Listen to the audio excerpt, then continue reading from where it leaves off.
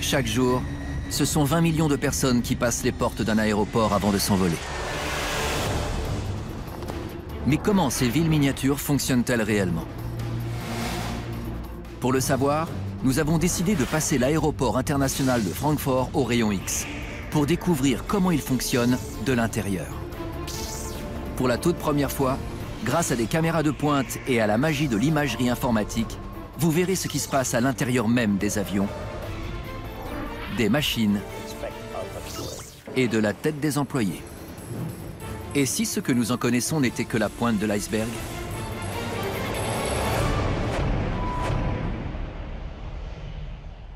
Aujourd'hui, nous allons nous intéresser au rayonnement de ce gigantesque aéroport à travers le monde. Nous découvrirons comment des véhicules venus des 4 coins de la planète permettent au vol d'être à l'heure.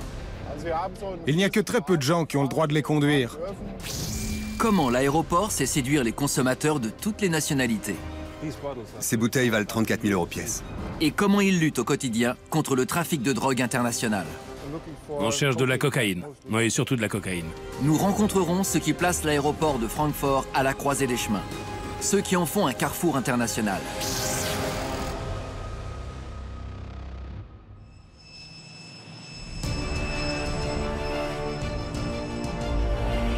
Chaque jour, ce sont 700 appareils venus de 100 pays différents qui se posent à Francfort. Et même si les avions font le plus gros du travail, ils ne pourraient rien sans une armée de véhicules d'un tout autre genre. Chacun de ces points jaunes représente un véhicule au sol, une voiture ou un camion en action dans l'aéroport. Il y en a plus de 20 000, soit davantage que de taxis jaunes à New York. Et sans eux, votre avion n'atteindrait même pas la piste.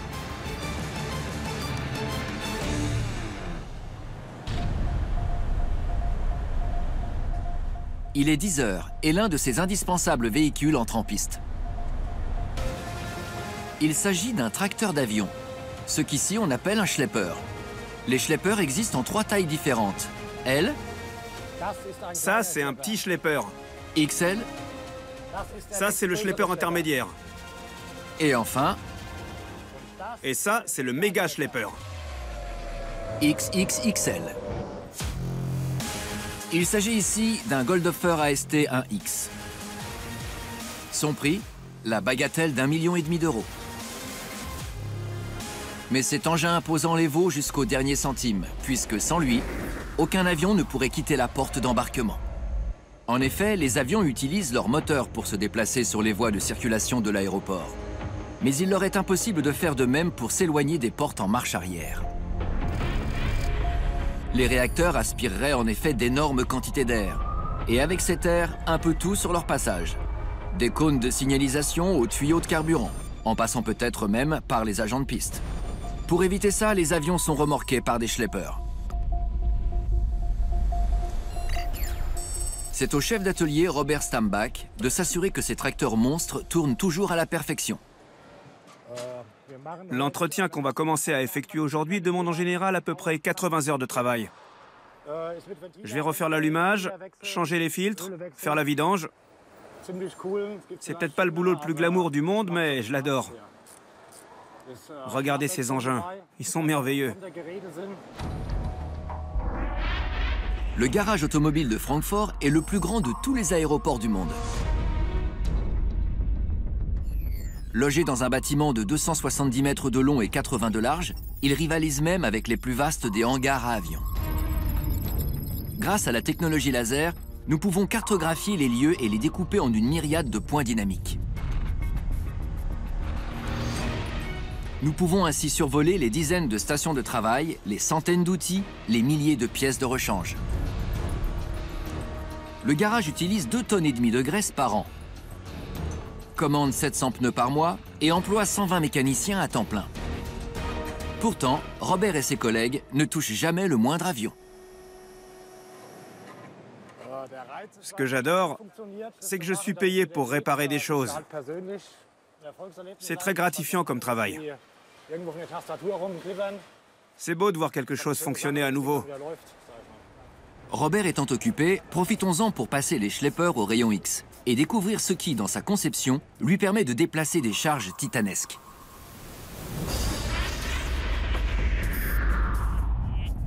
Son châssis de 15 tonnes en acier lui fournit l'assise nécessaire pour porter un avion long courrier en charge, qui peut faire jusqu'à 40 fois son poids.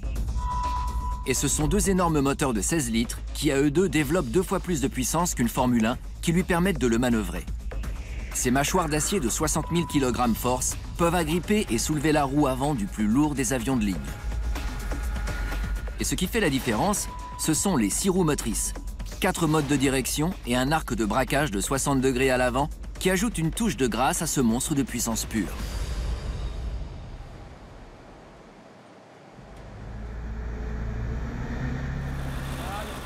Elle a des moteurs puissants, cette machine. 1300 chevaux. C'est pour ça qu'ils font autant de bruit.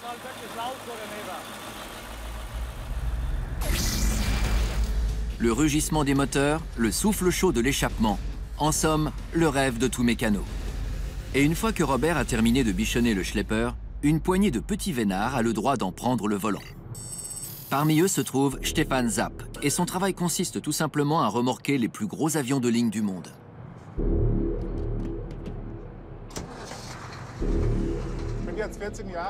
Ça fait 14 ans que je travaille ici. Au début, je conduisais des schleppers de taille normale.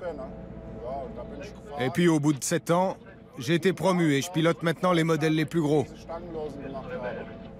Il n'y a que très peu de gens qui ont le droit de les conduire. La sensation de conduite est très particulière. Dans la façon dont il fait marche arrière, la façon dont il tourne.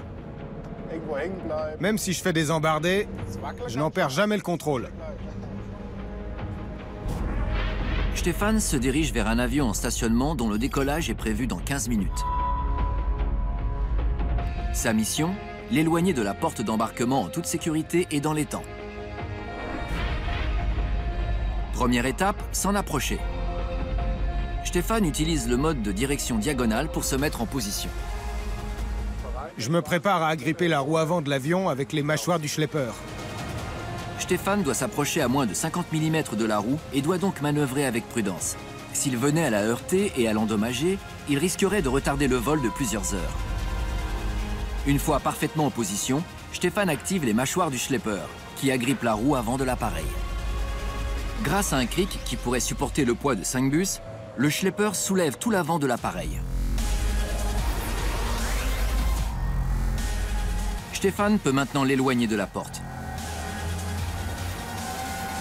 Les 1300 chevaux du Schlepper et son châssis massif lui fournissent la puissance nécessaire pour déplacer l'imposant appareil de 180 tonnes.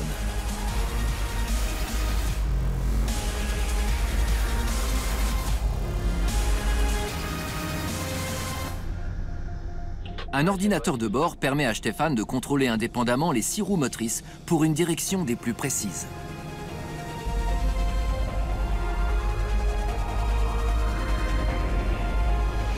Le Schlepper a la puissance d'un sumo et la grâce d'un gymnaste. Linksrum November, frei von 160.